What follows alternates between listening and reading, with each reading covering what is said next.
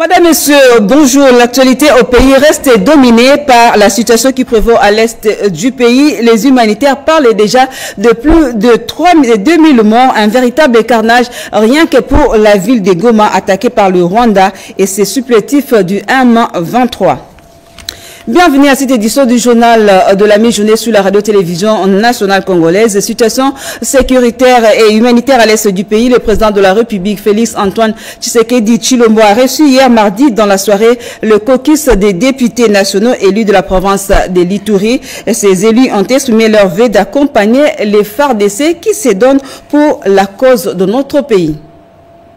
J'appelle donc la nation entière. Sur l'appel du président de la République, dans son discours à la nation du 29 janvier dernier, de contribuer chacun à son niveau à l'effort de guerre, les caucus des élus de la province de l'Ituri ont répondu présents à cette invitation. Ces députés nationaux ont rencontré dans la soirée de ce mardi à la Cité de l'Union africaine le président de la République, garant de la nation, Félix Antoine Tshisekedi Tshilombo. Pendant plus de 2 heures d'entrevue, le chef de l'État, Félix Tshisekedi, et ses invités ont échangé sur la crise sécuritaire et humanitaire dans la partie est du pays, ayant comme rôle principal de contrôler et légiférer, mais aussi accompagner les gouvernements. Ces parlementaires élus de l'Ituri ont reçu du président de la République la mission d'être le partenaire de paix pour le peuple qui leur a donné mandat. Le président nous a vus comme des acteurs pour que nous allions dire à ce peuple-là qu'il n'est pas abandonné et que ce combat ira jusqu'à la victoire. Et nous sommes justement des porte-parole, nous sommes des acteurs sur le terrain pour prêcher la paix à la population, pour lui dire qu'il n'est pas abandonné. Nous devons nous mobiliser derrière le président de la République pour que, voilà, demain, nous puissions recouvrer la paix. Ces élus du peuple ont par ailleurs formulé quelques recommandations qui constituent pour eux un moyen d'apporter leur contribution visant à mettre définitivement fin à cette guerre. Et dans le cadre d'accompagner le président, l'excellence, le président de la République dans sa mission de lutter pour la paix, il y a d'abord cette session extraordinaire qui a été convoquée, où nous tous nous prenons part. Et à travers cette session parlementaire, il est question de formuler des recommandations pour permettre au gouvernement de prendre des décisions idoines afin justement de permettre à notre forces armées justement d'être dans les moyens utiles pour protéger l'intégrité de notre territoire. Au-delà de ça, c'est la sensibilisation. Comme je l'ai dit au départ, sensibiliser dans plusieurs ordres, évidemment. Vous avez suivi plusieurs cadres aujourd'hui, que ce soit les députés nationaux, que ce soit même les membres du gouvernement, passer à travers plusieurs médias, demander d'abord ce soutien indéfectible à notre armée. Aussi soutenir nos patriotes et les Wazalendo. Ce sont des gens aussi qui s'adonnent pour la cause de notre pays. Les députés nationaux élus de l'Ituri ont lancé un message d'espoir à la population congolaise de gagner cette guerre qui nous a été imposée injustement par le Rwanda et invitent la nation entière à s'aligner derrière le président de la République pour lutter contre ces agresseurs. Occupation de Goma par le Rwanda et ses supplétifs d'IM23, le Parlement était en session extraordinaire hier mardi à l'Assemblée nationale. Le président Vital Kamerhe a, dans son discours, invité les élus du pays à proposer avec intelligence et sagesse des recommandations pour un plan de sortie des crises. Annie Mbalaka nous en parle. Nous sommes ici réunis parce que le spectre de la guerre qui plane sur nous depuis 3 décennies sans conjuration menace de s'étendre toujours plus loin l'ombre de ses horaires et de ses crimes innommables. Honorables députés, chers collègues, comme je l'ai dit, nous sommes tous et toutes les soldats de la nation. À ce titre, chacun de nous doit prendre la mesure de cette tragédie et puiser dans ses ressources intellectuelles et morales ce qui est nécessaire pour qu'à l'issue de cette session, nous formulions à l'intention du chef de l'État et de notre peuple les recommandations les plus appropriées pour alimenter les volets politiques et diplomatiques du plan de sortie de crise. Ce que nous allons faire comme contribution sur le plan diplomatique, sur le plan politique, devra tenir compte des erreurs que nous avons commises dans le passé.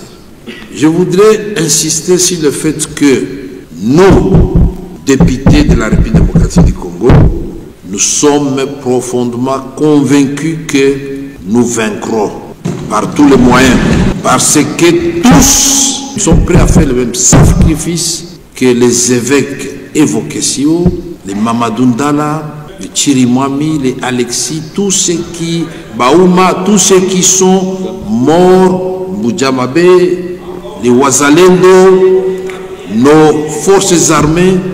Je vous ai dit que nous devenons tous aujourd'hui des soldats. Ce pays de plus de 100 millions d'habitants, 2 345 000 km², c'est l'union sacrée des intelligences, de la sagesse que nous devons maintenant, en même temps que nous avons l'union du côté des forces politiques et sociales, nous devons mettre à profit en ce moment pour donner au président de la République une contribution constructive pour que nous gagnions cette guerre sur le plan diplomatique et sur le plan politique. Pour sa part, le président de la Chambre haute du Parlement a annoncé au cours de la plénière extraordinaire la mise en place d'une commission mixte Assemblée nationale-Sénat pour peaufiner des stratégies afin d'ébouter hors état des nuits les ennemis de la République. Sur demande du président de la République, Félix-Antoine Tshisekedi Tshilombo, qui est préoccupé par la situation qui prévaut dans la partie est du pays, marquée par l'agression rwandaise sous couvert de ses supplétifs du M23 AFC, le président du Sénat, l'honorable Jean-Michel Samalukonde Kenge, a ouvert ce mardi 4 février les travaux de la session extraordinaire du Sénat, convoquée conformément aux dispositions de l'article 116 alinéa 1 de la Constitution et article 84 alinéa 1 du règlement d'ordre intérieur de la Chambre haute du Parlement.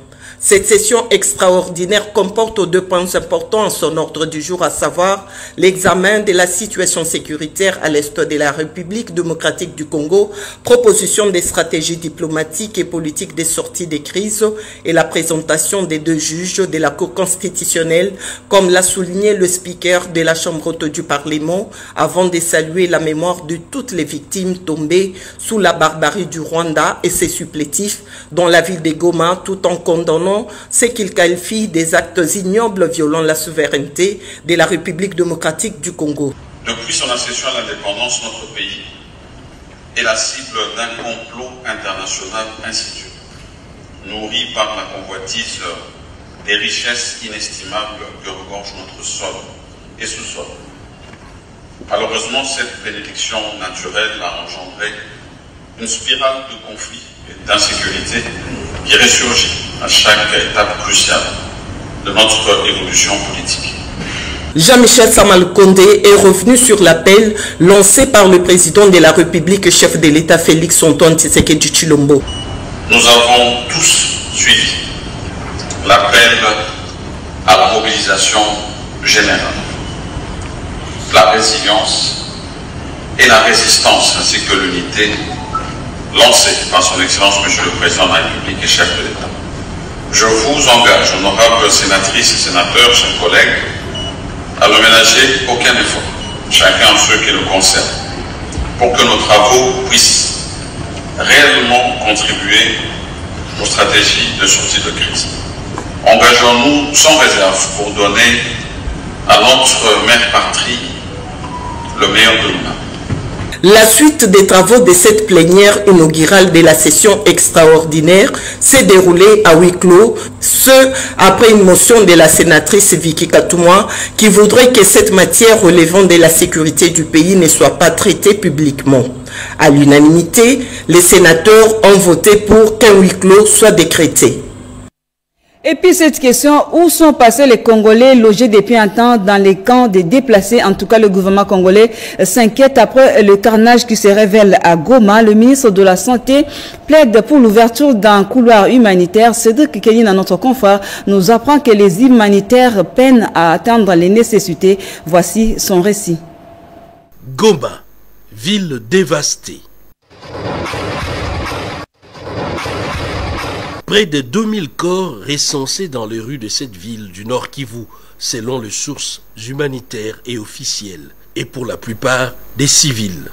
C'est à se demander si les combats intenses en pleine zone urbaine entre l'armée rwandaise et les forces armées de la République démocratique du Congo étaient aussi une affaire de la population civile. La réponse est non.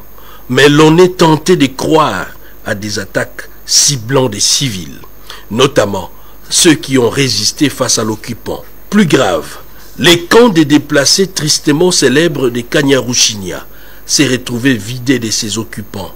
Que s'est-il passé? Où sont allés finalement femmes et enfants, jeunes et vieux, qui ont peuplé ces camps où la précarité était visible? La communauté internationale doit ouvrir l'œil et le bon face à ce qui s'apparente à un massacre dans un espace où la scène du crime est en train d'être nettoyée par Corneille Nangaa et consorts.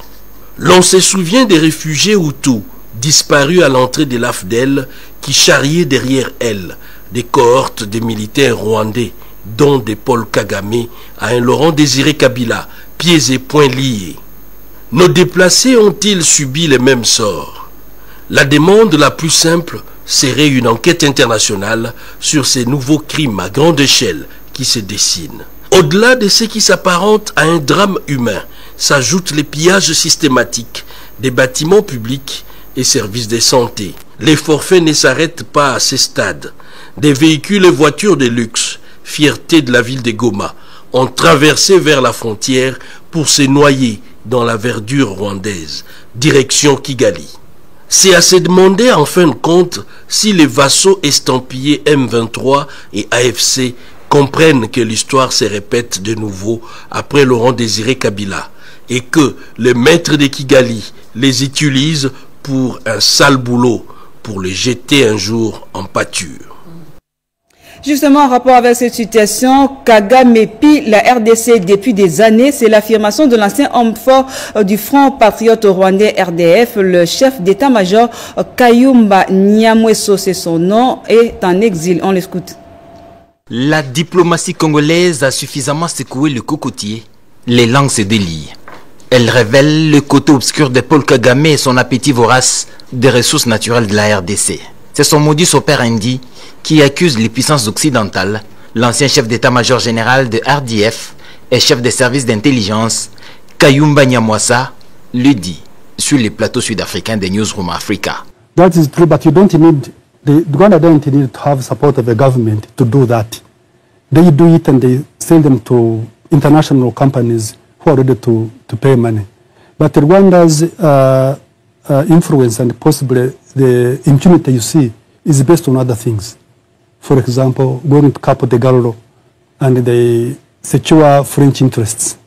Then the French interests are going to keep Rwanda's situation in Congo under wraps. Then the British, Rwanda makes a deal with the British to take some refugees from Britain to Rwanda. And when we do that, then Britain is going to keep quiet about it. Then you are going to have, let me say, the United States of America. Rwanda does certain actions which possibly Americans feel helps them in anything Central African Republic, where Rwanda is deployed and the Russians are deployed in there, and then definitely the Rwandans are there, and maybe they talk to the Americans for whatever reason. So these things go on like that. But Rwanda has been taking Congolese resources really for a long time. Julius Malema, député sud-africain, estime que le Rwanda de Kagame ne devrait pas être traité comme un ami. Il est au service d'impérialistes qui exploitent le sous-sol congolais. it was Kigali, it was Kagame who killed our soldiers. The support he gave to M23, and that M23 acting in a disrespectful manner they did to the South African soldiers. They knew they've got the backing of Rwanda. But now why do you want to treat Rwanda like it's a friend, like it's progressive? Rwanda was prepared to take immigrants from London at the exchange of money. They are the ones who are working with imperialist forces to want to undermine DRC. Les causes de cette meurtrière guerre qui dure depuis 30 ans sont connues, les acteurs aussi. Il appartient donc au peuple de la RDC de ne pas céder à la machination de l'ennemi, mais dans un sursaut du mourant, à se défendre à tout prix. Voilà, merci Eddy. Se défendre à tout prix. Soutien aux forces armées de la République. Les Congolais sont mobilisés. Les étudiants de l'IFASIC disent non à la guerre dans l'est du pays. Cet appel à la solidarité et à la résilience contre l'agression rwandaise lancé par le chef de l'État Félix-Antoine Tshisekedi Tshilombo est matérialisé par la ministre de l'Enseignement supérieur et universitaire. L'Université des sciences, de l'information et de la communication, UNISIC, s'approprie de cet appel à travers une journée de soutien de la communauté de l'UNISIC au chef de l'État et au FARDC. Le secrétaire académique a, dans son mot de bienvenue, rassuré les compatriotes de l'Est leur soutien en ces durs moments. Le recteur de cet alma mater, le professeur émérite Jean Kambaï Boacha, a devant le corps professoral lancé ces mots forts à bas les complotistes et le complotisme. Je lance un appel pathétique à la conscience collective des fils et filles de notre alma mater, en vue de nous lever comme un seul homme pour apporter notre soutien à l'endroit du président de la République, chef de l'État, le commandant suprême des forces armées de la République démocratique du Congo et de la police nationale. Le recteur de l'UNISIC a réaffirmé le soutien de son alma mater au président de la République Félix-Antoine Tshisekedi Tshilombo dans ses efforts lançables à la recherche de la paix et la concorde nationale. Les étudiants ont à leur tour salué cet appel à la solidarité, à l'unité, au dialogue et à la cohésion nationale. Le coordonnateur national de la société civile patriotique du Congo, Joseph Kayembe, invite le gouvernement congolais à nouer des accords militaires avec d'autres puissances anti-occidentales afin de préserver les populations du chaos déjà préparé. Il l'a dit lors d'une conférence de presse. Goulonga nous en parle. Devant la presse nationale et internationale, c'est mardi 4 février 2025, Joseph Kayembe appelle le peuple congolais à quitter la distraction face au plan macabre déjà mis en place contre la République démocratique du Congo. Ce qui nous attend, ce qui attend nos enfants, sera très grave si nous ne prenons pas conscience aujourd'hui. Vous avez suivi qu'on a massacré nos frères à Goma. Plus de 1000 personnes sont mortes. Aucune réaction de l'Occident. Ils avaient déjà tué plus de 10 millions de personnes. Aucune réaction. Les autorités doivent prendre des précautions pour continuer à sensibiliser la population, pour rendre l'armée obligatoire. Il faut que la loi soit votée, pour que le service militaire soit obligatoire, pour que nous soyons capables de nous défendre nous-mêmes. Ces derniers invitent tous les Congolais à l'unité et la cohésion nationale. Il est question de mobiliser et les politiciens, et la société civile, et les églises à l'unité et se battre parce que la situation est dramatique. Quittons la distraction et restons soudés autour du président de la République, Félix-Antoine Tshisekedi Tshilombo, afin de faire face au plan de balkanisation et d'effacement de notre nation, a précisé Kayembe.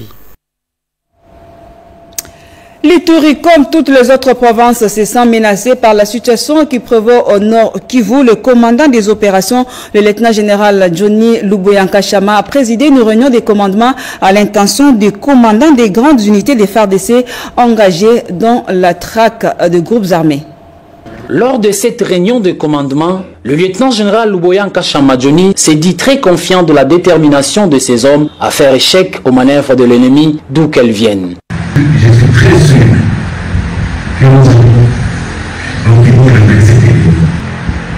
Parce que nous allons faire un grand travail avec le gouvernement secteur. En présence de ses proches collaborateurs, notamment le général-major Tambouka Urbain, le général-major Niembo Abdallah, respectivement commandant de 32e région militaire et du secteur opérationnel, le commandant des opérations militaires en Ituri a reconnu le travail jugé de titan abattu par ses frères d'armes, couronné de succès sur toute l'étendue de la province de l'Ituri.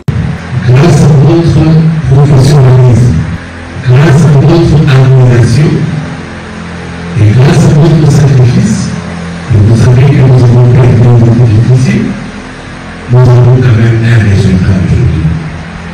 Les Italiens peuvent s'en rendre compte. Reconnu pour sa détermination et son engagement à la nation, le lieutenant-général Luboya a exhorté ses compagnons d'armes d'être fidèles et loyaux, associés à la discipline, surtout d'aiguiser l'esprit patriotisme, critère du succès au sein des forces armées. L'une des demandes du président de la République et chef de l'État, Félix Tshisekedi Tshilombo, a envie de mettre hors d'état de nuire l'armée rwandaise et tous ses alliés. Voilà, des fonds vont être collectés également dans le Haut-Ouélé pour l'effort de guerre en vue de soutenir les FARDC. L'opération a été lancée à Isiropa, le gouverneur de province.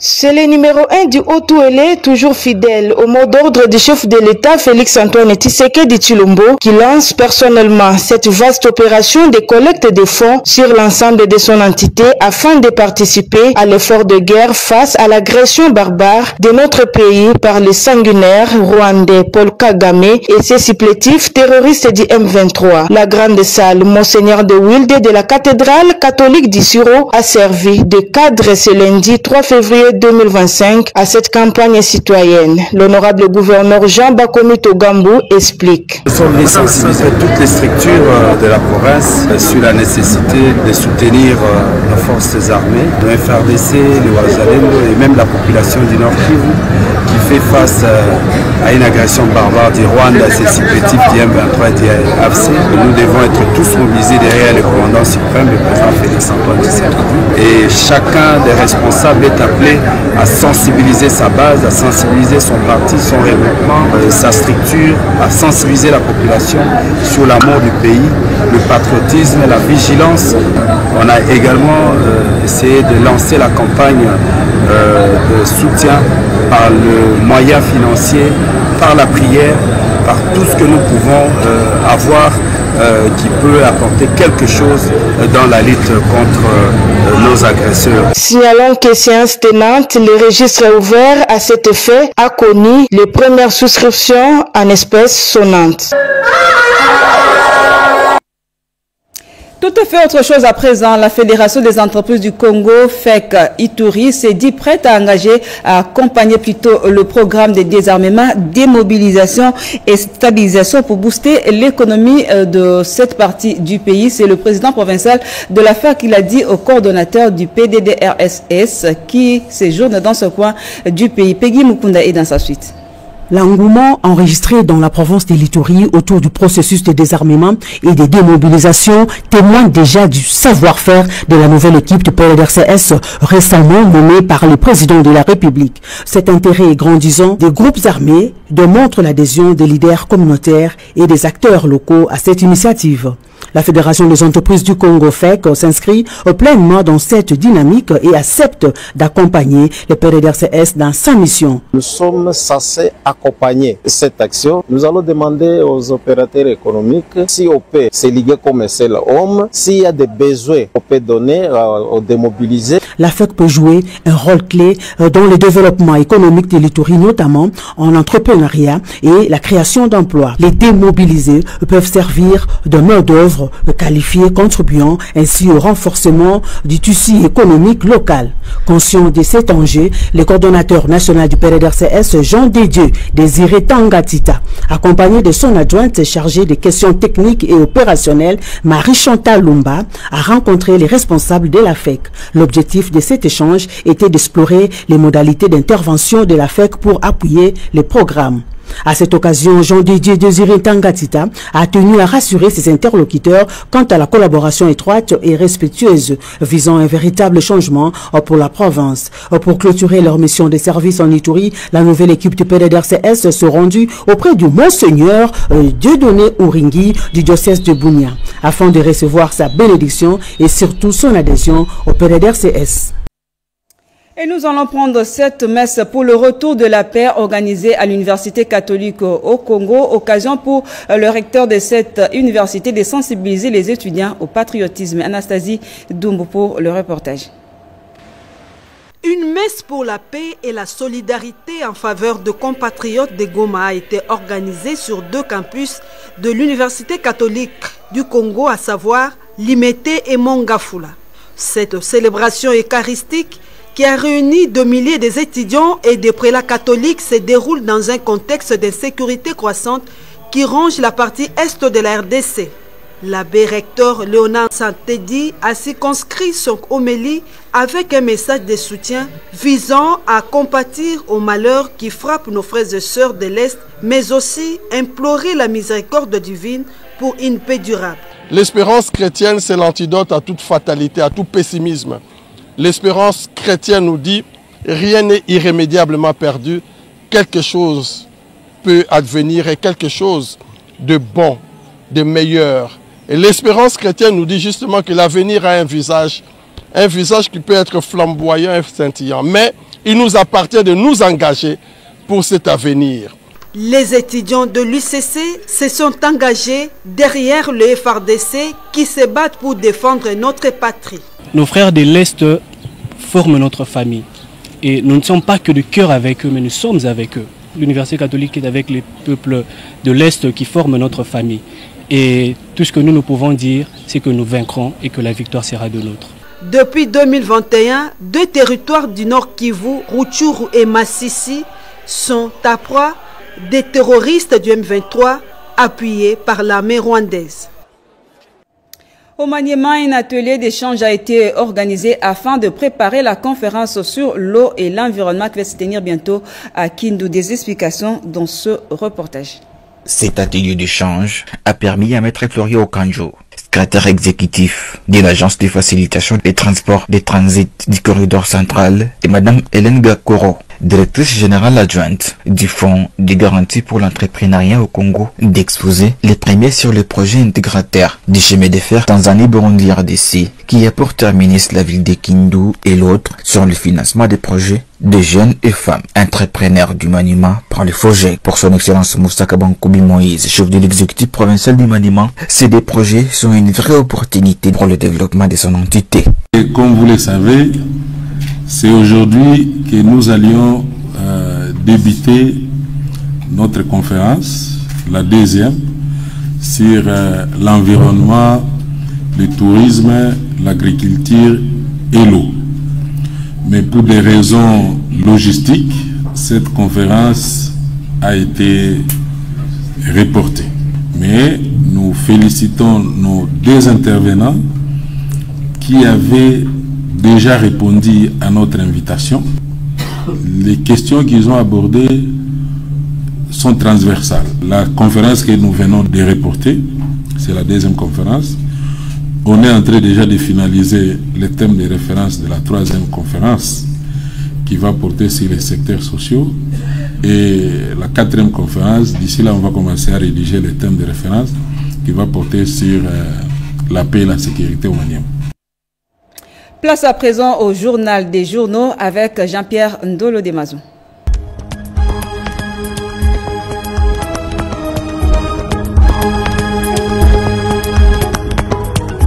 Bienvenue mesdames, messieurs à cette revue de presse. Guerre à l'est de la RDC, Kagame vers la porte de sortie, titre le Nouvel Observateur. Le président rwandais Paul Kagame, soutien principal des rebelles du 1-23, est de plus en plus pointé du doigt par la communauté internationale et même par ses proches partenaires. Son aventure en RDC lui attire particulièrement ces derniers jours la désapprobation de toute la communauté internationale. Cette levée de bouclier indique clairement que le glas va aucun doute sonner bientôt pour les dictateurs et sanguinaires rwandais.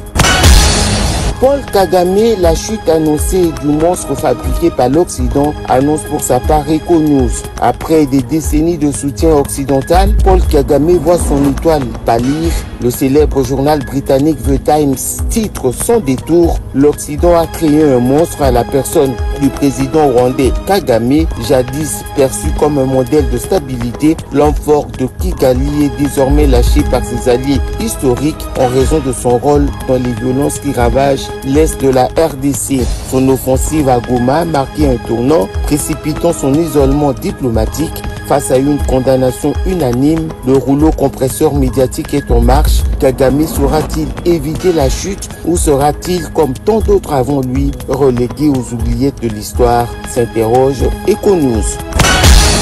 Après le carnage à Goma, dont le bilan provisoire s'élève à plus de 2000 morts, selon le ministre de la Communication, l'armée rwandaise pille les entreprises publiques à Goma, rapporte la référence plus. L'armée rwandaise et ses supplétifs de 1-23 AFC, en plus d'être des criminels de grand chemin, ne sont aussi qu'un conglomérat des voleurs, des pilleurs. À Goma, cette coalition RDF M23 AFC se livre au saccage et pillage des entreprises et établissements publics, notamment le FPI, la CNCS, l'OCC, la CENI, qui ont déjà été victimes et ont vu leurs véhicules et autres matériels pillés amenés au Rwanda.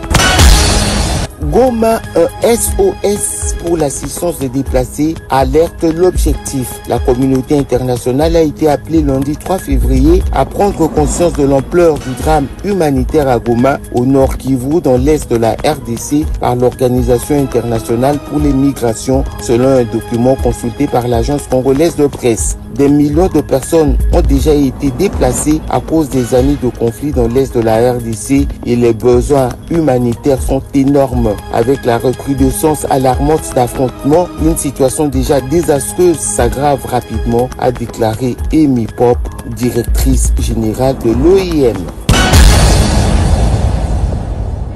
Voilà, fin de cette édition du journal de la mi-journée sur la radio-télévision nationale congolaise. Nos pensées sont tournées vers l'est du pays et espérons au retour de la paix et la véritable. Merci et au revoir.